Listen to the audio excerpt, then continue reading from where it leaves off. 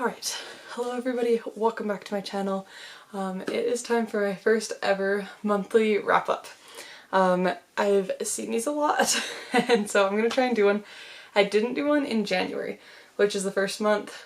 Well, I guess technically December was the first month that I was really making these videos, but I ended up filming like every book I read in 2022 and just kind of did that as my December one. And then January, I just didn't get around to doing one, so it's now February 28th and I'm going to wrap up everything I read in January, everything I read in February, and my March TBR. So a lot going on in this video. I'll try and talk through them pretty quickly, but hopefully still give you a pretty good idea of what I thought of these books. So let's just jump right into it. The first book that I finished in January was The Last Supper on the Moon by Levi Lesko. I think that's how you say his last name. I actually read most of this in like December, probably even November. It took me a while to read it, but I finished in January. So this is a really interesting Christian book. I like to be reading at least one book kind of like this at a time that I do as part of my scripture study. So this one was really interesting. It is a lot of analogies from space things and then ties them into scriptural Christian things. This one specifically focuses on the 7 statements from the cross and the 7 letters to the churches. Would recommend if you are looking for a good Christian kind of companion book with lots of interesting fun facts. Alright, after that, the next book that I read was Rock, Paper, Scissors by Alice Feeney. I gave this book, I want to say 4 stars. Let me double check my Goodreads, but I'm pretty sure I rated this 4 stars, yes. This is a mystery. I'm sure you guys have seen it everywhere. Basically, the concept of it is a couple goes on this retreat that they won in a competition, and it's kind of a last-ditch effort to save their marriage, and then things go really wrong. I read this in a day. It is really good as far as you needing to know what happens. There's some really interesting twists. There's lots of different points of view, and it was really good. There is a little bit of language, not like crazy bad, but just a heads up, and there's a few things in there that I didn't love a lot just topically, but the writing in the book itself was really good. This was the first book that I read as part of a video that I filmed reading popular books, but I don't know, I just didn't love a lot of the books that I read for the video, and so I never ended up editing it. If you'd still be interested in seeing it, let me know, but the next 2 are also from that video. The next one that I read, it was The Secret History. This is everywhere. I've seen it everywhere. I gave it 1 star. It is much worse book than I thought it was going to be. I don't know, I guess I just wrongfully assumed, because I saw it so many places and by so many people who largely read YA, that it would be appropriate for lots of audiences. It's definitely not, and it's just got a lot of stuff in here that I didn't like reading, so 1 star, don't recommend. That's all I'm gonna say about that one. Next one I read was If We Were Villains, also one that you'll see all over. I did really like this one. It was interesting to read about actors because I grew up doing a lot of acting and stuff, so that was kind of fun. It did really make me miss acting because I haven't done that in a while.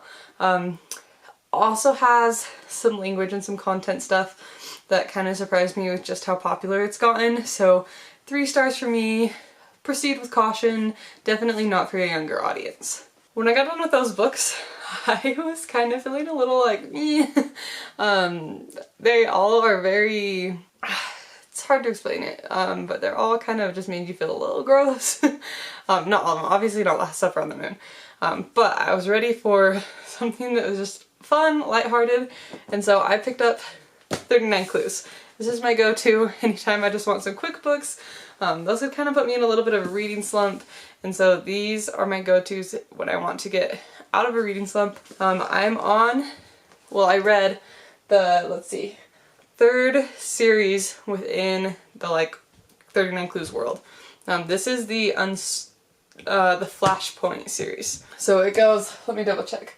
So just the 39 Clues. So there's just like the 39 Clues series, and then there's Cathills versus Vespers, and then there's Flashpoint. And that's, no, not Flashpoint, that's the name of the first book. Unstoppable. This is the Unstoppable series. And it's got Flashpoint, Countdown, Breakaway, and Nowhere to Run. and those were in reverse order. So it starts with Nowhere to Run, ends at Unstoppable. But this one is following the same characters as the first two series, but in a new adventure. They're always good. I love 39 Clues, just as quick, easy reads. They're super short. They are meant for children, but that's how I like my books a lot of the time. Okay, that was everything that I read in January. In February, I actually only read 2 books, and that is because I've been reading The Lord of the Rings. I've been making a whole video about my experience reading Lord of the Rings for the first time, so I'm not gonna go too in depth. But so far, I've read The Fellowship of the Ring, finished that one, gave this one 3 stars. And then I read The Two Towers, also part of the Lord of the Rings, gave this one 4 stars. I did like the second book better.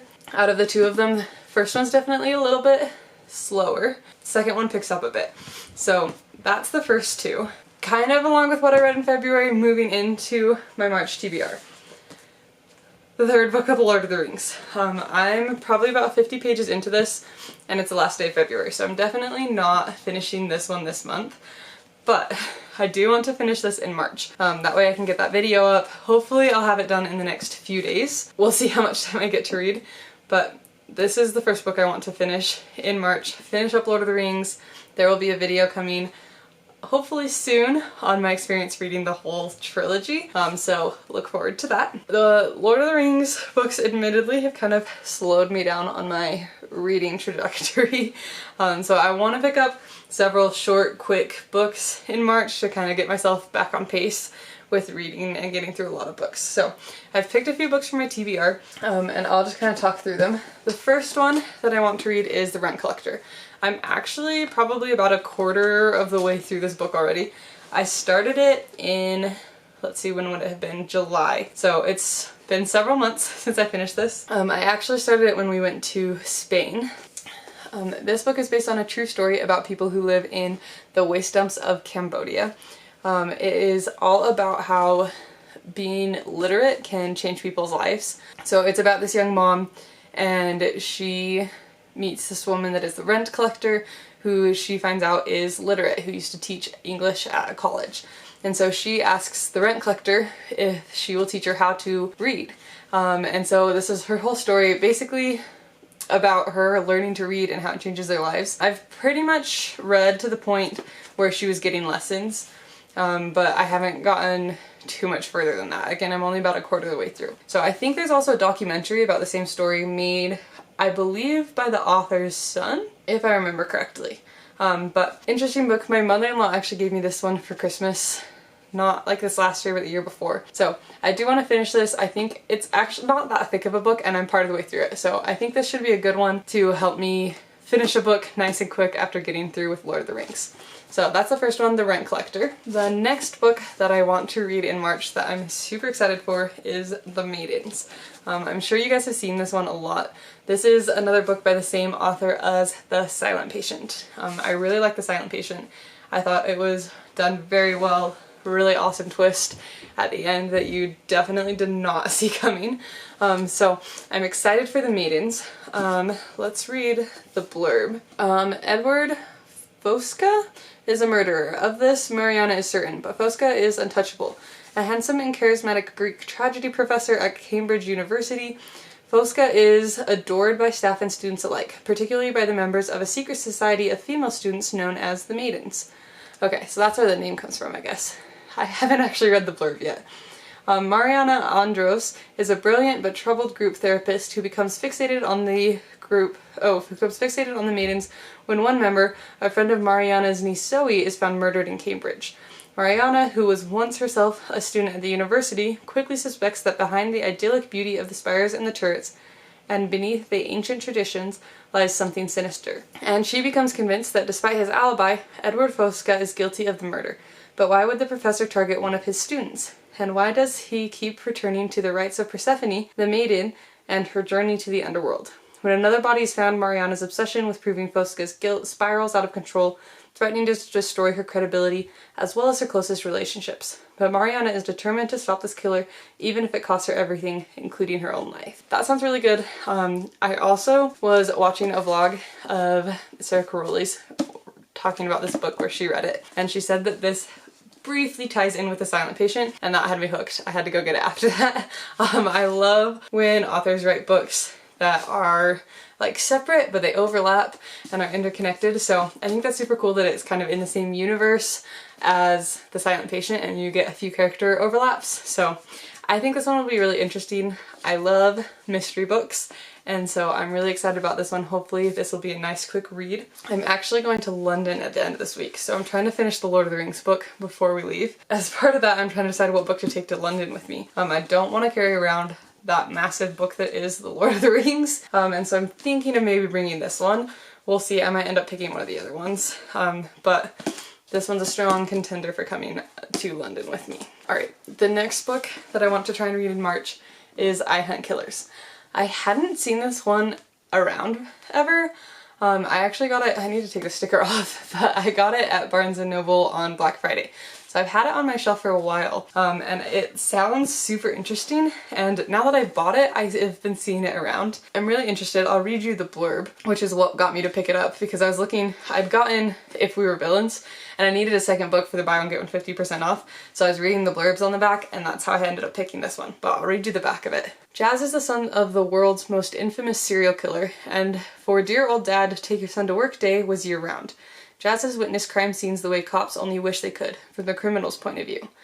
Now with bodies piling up in the sleepy town of Lobos Nod, Jazz must work with the police to prove that murder doesn't run in the family.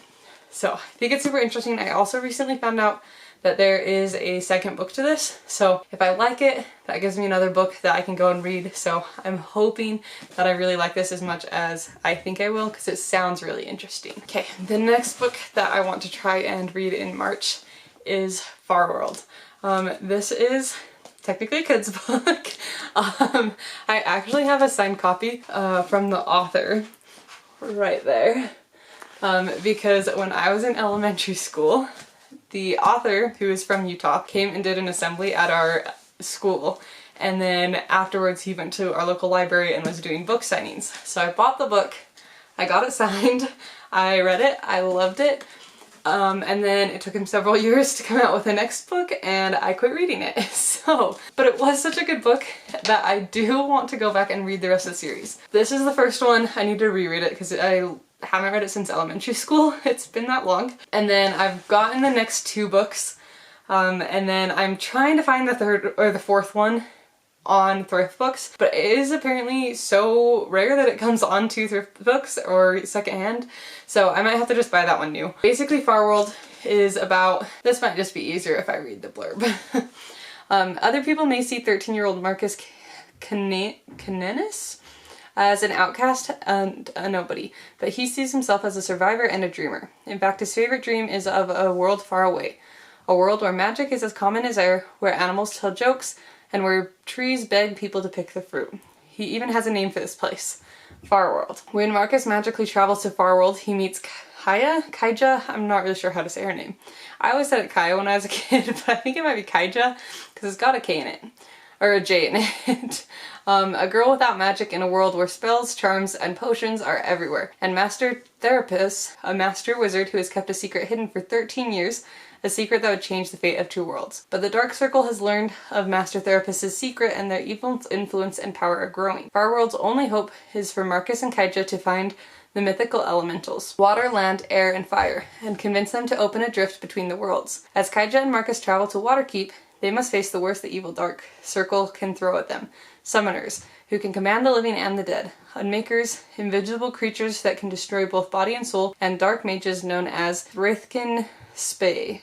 Along the way, Marcus and Kaija will discover the truth about their own heritage, the strength of their friendship, and the depths of their unique powers. So it's basically, you have like the normal world, and then you have a magic world, and you've got these two 13-year-olds, one in each, and then they find each other, and they go on this quest, and it's all about the elements. So the first one is water, the second one is land, the third, wait, I think it's in order here, yeah. So water, land, air, and then the last one's fire. They're each about an element. I've only read the water one, so I'm hoping that this will be the first book and I can get through this and then start reading the rest of them.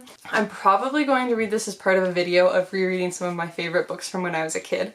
So it'll be this one and probably some other ones. Hopefully I'll start that video kind of at the end of March, and then that will take me into April reading some of the other books. Okay, I have one last book that I am hoping to get to in March, and that is Dune Messiah. I read the first Dune book right about the time that the movie came out, because I wanted to read the book before we went and saw the movie.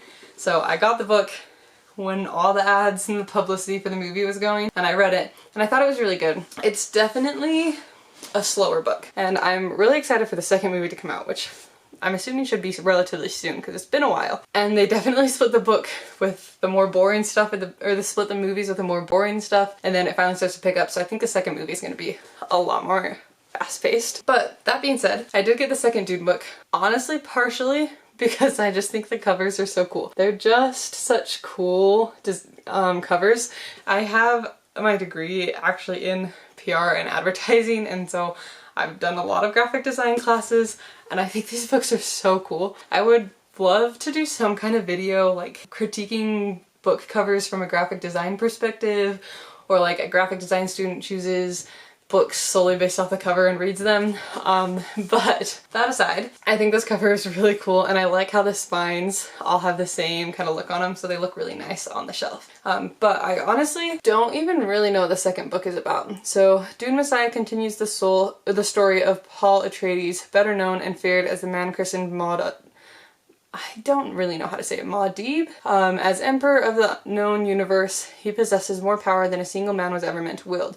Worshipped as a religious icon by the fanatical Fremen, Paul faces the enmity of the political houses he displaced when he assumed the throne, and a conspiracy conducted within his own sphere of influence. And even as House Atreides begins to crumble around him from the machinations of his enemies, the true threat to Paul comes to his lover Chani and their unborn heir to his family's dynasty. So it really does sound like it's just a continuation, and I feel like the first Dune book kind of ends on not the most, like, it doesn't really give you much closure. It's quite an open ending.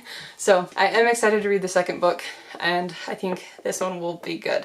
So that's several books that I'm planning on trying to finish in March. We'll see how many I get to. We'll see if my plans change at all. I'm usually pretty good about actually sticking to what I'm planning on reading, and I kind of think it all out in advance. So we'll see how far I get on reading all of those books. But thank you so much for watching. That wraps up my January monthly wrap up, my February monthly wrap up, and my March TBR. So let me know if you have read any of these books that I have on my TBR or that I read, and let me know what you think. I would love to know your thoughts and get some conversations going on about that. Also, if based off of this massive stack of books, you have any recommendations for me, let me know. I am always looking for more good books to read. I think that concludes it, and I'll see you again throughout March to see what books I actually end up reading.